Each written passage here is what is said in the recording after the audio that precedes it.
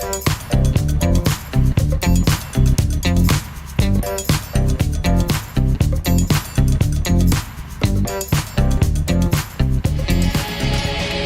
pessoal, boa tarde a todos.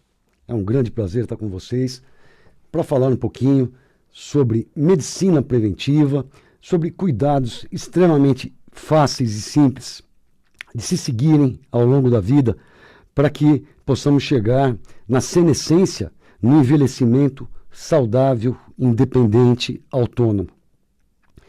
Vocês sabem, eu sempre falei com vocês que o lema do nosso movimento é: não existe 1 milhão de causas diferentes para 1 milhão de doenças crônico-degenerativas diferentes. Grande parte dessas doenças, se não todas, tem origem em meia dúzia, entre aspas, que eu chamo de monstrinho, ironicamente, que são deixados de lado pela nossa medicina convencional. Apesar de inúmeras, centenas de milhares de estudos científicos a respeito de estresse oxidativo como causador de grande parte das doenças, acompanhado de inflamação crônica silenciosa, toxicologia ambiental, desmodulação hormonal, incluindo aí o aumento de resistência à insulina, que é causadora de obesidade, uma pandemia mundial, diabetes, hipertensão e todas as suas complicações, como doença cardiovascular, infarto, AVC, câncer. E tudo isso poderia estar sendo cuidado há décadas, e só passam a ser olhados os sintomas quando a doença eclode. Então, teve o diagnóstico de diabetes, vamos passar a usar remédio para diabetes. Teve o diagnóstico de hipertensão, vai passar a usar remédio para hipertensão. E assim vai. Mas, se tivéssemos cuidado dos processos que nos levam até esse ponto, com certeza não teríamos chegado a esse ponto do diagnóstico, ou pelo menos chegaríamos muito mais tarde nesse ponto, né? Mas talvez não interesse muito essa questão de saúde plena, porque uma série de instituições teriam seus faturamentos extremamente prejudicados se todos assim o fizessem.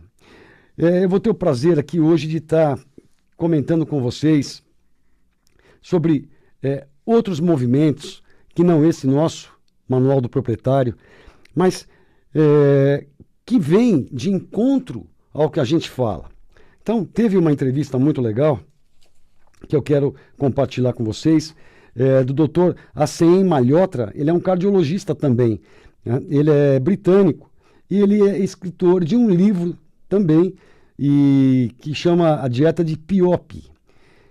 E ele fala o seguinte, que o açúcar, os alimentos superprocessados, ricos em amido, e aí eu acrescento sal, além do açúcar e amido, sal, gorduras trans, né, e a corrupção são os maiores vilões da medicina. Então, acompanhem comigo, que legal. Ele é o criador do movimento chamado Choosing Wisely, né? Então, esse movimento é contra procedimentos médicos desnecessários. E esse mesmo movimento acredita na importância do esclarecimento dos pacientes. Por exemplo, no site do movimento Choosing Wisely está escrito o seguinte: nossa missão é promover conversas entre médicos e pacientes, ajudando os pacientes a escolher o cuidado que é suportado por evidências, livre de danos e realmente necessário. Porque a epidemia de falsas informações na medicina, financiamento de estudos científicos feitos pela indústria farmacêutica que tem interesse nos resultados desses estudos, isso tudo está fazendo o sistema de saúde mundial estar em crise. E fala assim, bom, fizemos algo de muito errado nessa história e precisamos fazer algo para consertar. Sobre a corrupção na medicina, ele fala que o impacto é devastador e é provavelmente a raiz da crise de saúde. Ele fala que é preciso menos influência da indústria farmacêutica nas pesquisas Ele fala isso, e o Dr. Peter Ghosh também, naquele livro Medicamentos Mortais e Crime Organizado, e eu também, para quem me conhece, há pelo menos 25 anos, falo disso com muitas pessoas, muitos pacientes, muitos amigos, muitos colegas. Um dos problemas que é aqueles com responsabilidade sobre a integridade científica, ou seja, sobre a integridade da pesquisa científica, médicos, revistas científicas, organizações, infelizmente, compactuaram com a indústria por ganhos financeiros. Olha só a tristeza. Então, se apresentaram o resultado de um estudo que não corresponde à verdade, sendo drogas que podem trazer danos e mais danos por interesses financeiros. E o que precisamos fazer como profissionais de saúde é tornar a medicina confiável novamente. Para isso, retirar o conflito de interesses e a influência das indústrias nas pesquisas medicinais. Muitas das pesquisas publicadas não são confiáveis porque o financiamento é tendencioso. É financiado pelas empresas farmacêuticas, cuja única obrigação é o lucro e não fornecer o melhor tratamento possível. Ele pega realmente pesado, né? E o que é grande verdade. No novo livro que eu estou escrevendo para vocês, espero que a minha parte já está 95% pronta, falta revisar, que esse ano ainda esteja na mão de vocês. Tem um capítulo que eu falo só sobre isso e mostro uma série de coisas na história que vocês vão poder entender perfeitamente o que eu estou falando. O movimento Choosing Wisely diz que o seguinte: empoderar pacientes para fazer as perguntas corretas aos seus médicos. A pessoa deve perguntar: eu realmente preciso disso? O que acontece se eu não fizer isso? Existem outras opções? Então, se todos estiverem bem esclarecidos, isso também faz o médico pensar um pouco mais sobre o que está fazendo. Interessante é que quando o paciente tem todas as informações sobre um procedimento ou um medicamento, a maioria deles escolhe por não fazer. Então, olha que importância é vocês terem conhecimento real do que está sendo proposto para vocês. Aqui eu vou fazer um comentário, um exemplo. Quando você vai num médico e você está com refluxo gastroesofágico, ou está com uma tossezinha, ou está com uma azia, enfim, você tem o diagnóstico feito e ele te prescreve um bloqueador de bomba de prótons, um omeprazol, um esomeprazol, pantoprazol, e fala para você ir tomando, simplesmente tomando, e que seus sintomas vão passar.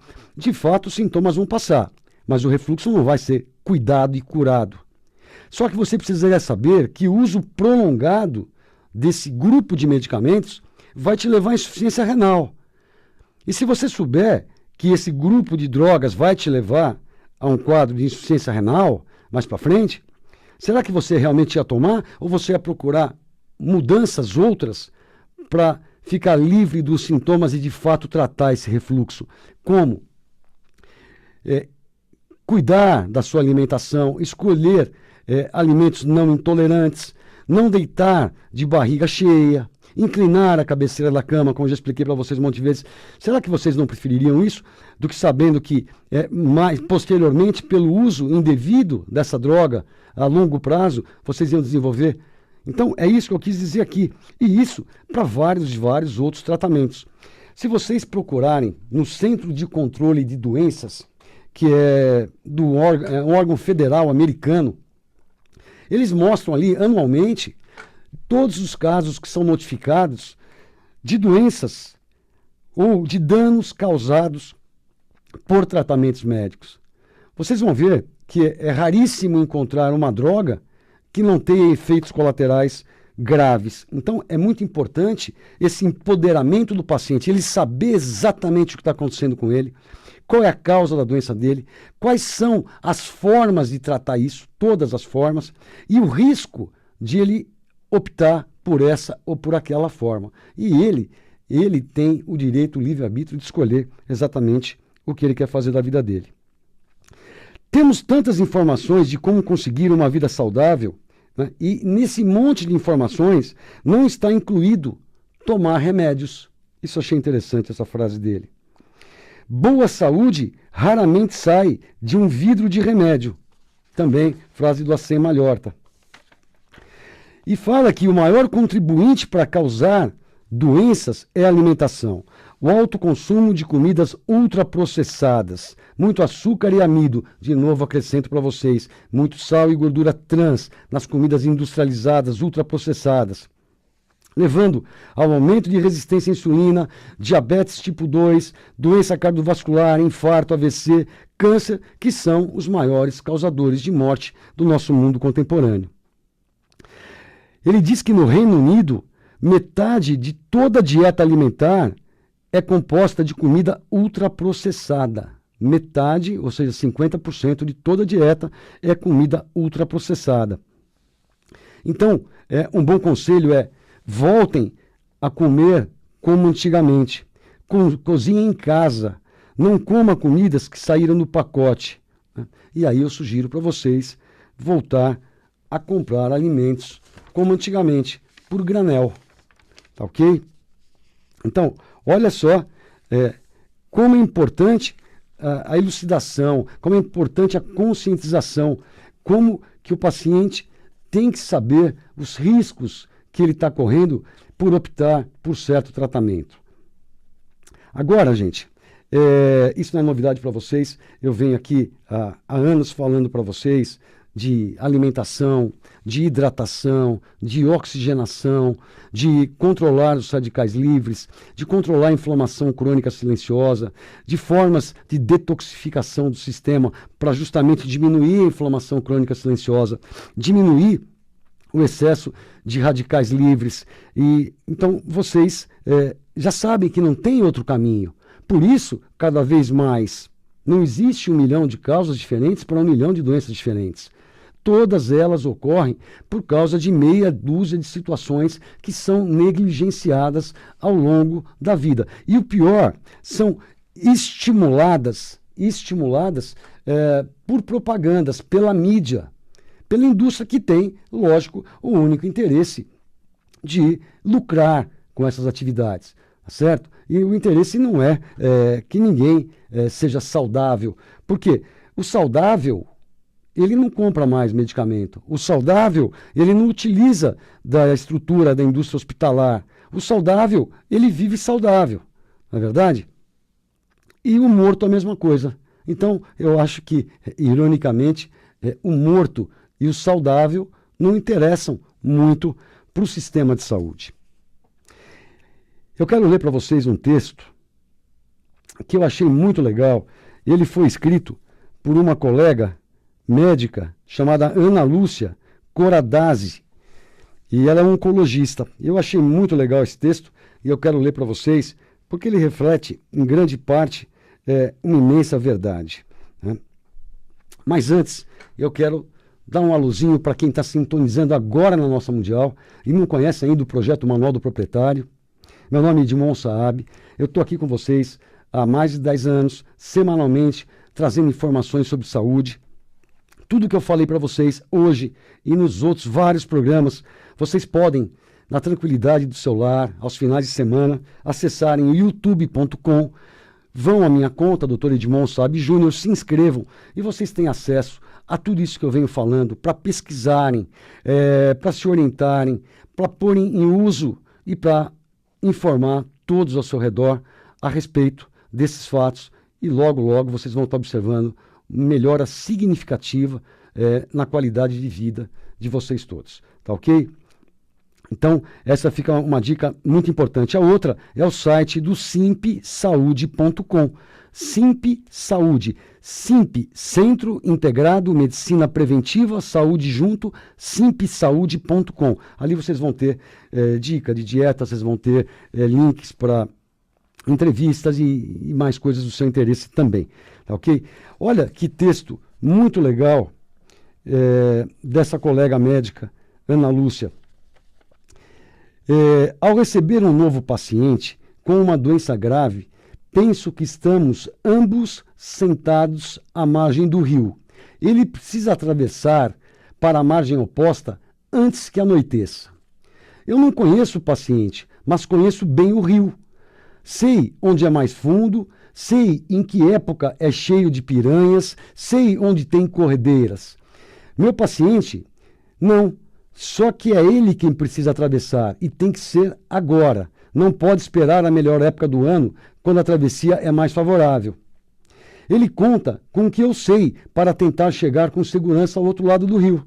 Às vezes, o rio é estreitinho e eu posso dizer a ele, pode pular, garanto que você chega ao outro lado. E ele vai e fica tudo bem. Às vezes, o rio é mais largo, não dá para pular. Mas se eu sei de um trecho onde é mais raso e digo a ele, olha, você vai se molhar, mas vai chegar do outro lado, em segurança. E ele vai, chega ao outro lado, encharcado, mas sorri agradecido e segue seu caminho. Só que muitas vezes o rio é bem mais largo e fundo. Eu vou ter que ter mais critérios ao avaliar as chances dele chegar. Vou ter que perguntar se ele sabe nadar, se tem preparo físico para a travessia, se tem medo de água fria.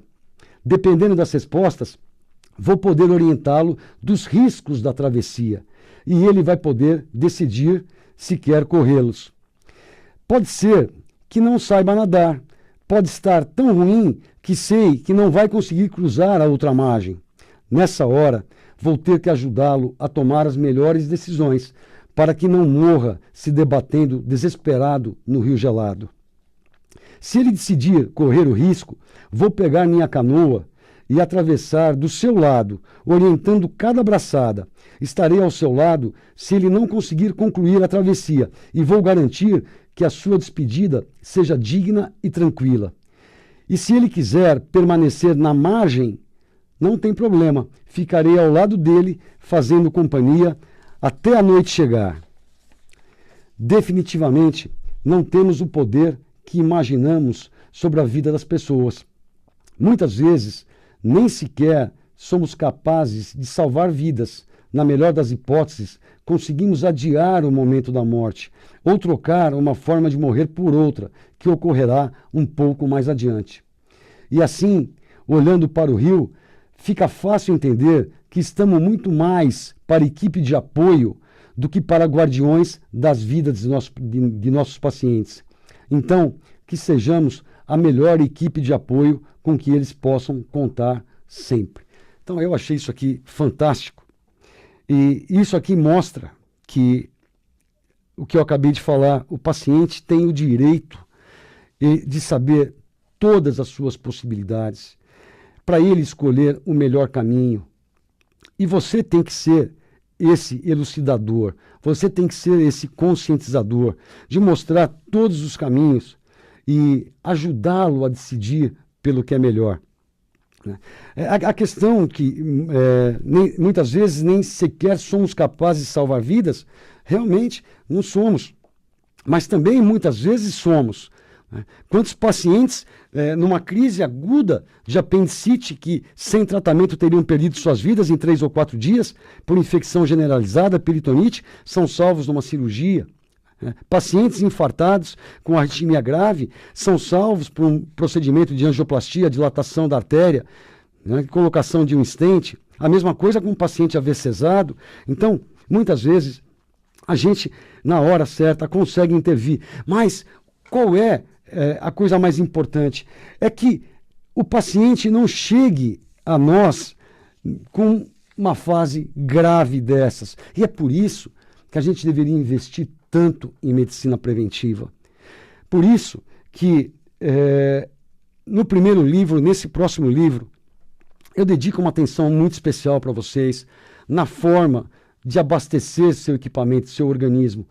O que comer, né? O que comer, porque daí vem toda a sua energia, daí toda a energia para todo o sistema funcionar, para todo o sistema se renovar. Então, o que comer, como se hidratar, qual a melhor qualidade de água, quanto beber de água, por que se oxigenar. Então eu vou ilustrar para vocês inúmeros trabalhos mostrando a importância da atividade física na oxigenação do sistema, mostrar para vocês outras formas de oxigenar o sistema, Então, cuidar com medicamentos perigosos e que estão sendo prescritos para serem comprados por longos períodos e podem ser comprados sem receita médica, né?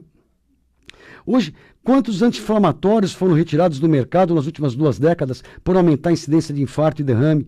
Precisou esperar tanto tempo, tanta gente morrer para que fossem retirados do mercado?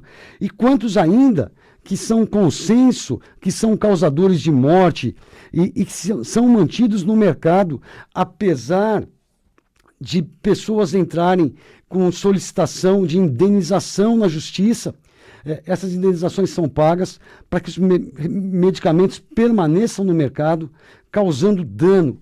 Então, já que eles vão continuar, é nós que temos que estar conscientes do que estar evitando, de outras opções, de outras possibilidades que nos permitam, né, chegar agora sim do outro lado da vida, não do outro lado do rio, mas lá na frente, né, na senilidade, com 90, com 100 anos, independente, autônomo, com cognição, reconhecendo todo mundo, fazendo tudo sozinho.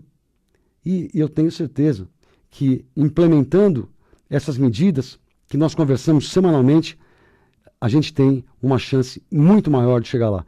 Pessoal, quero agradecer muito a audiência de vocês, desejar uma semana maravilhosa a todos. Terça-feira que vem, estamos juntos aqui. Abração a todos. Tchau, tchau, gente.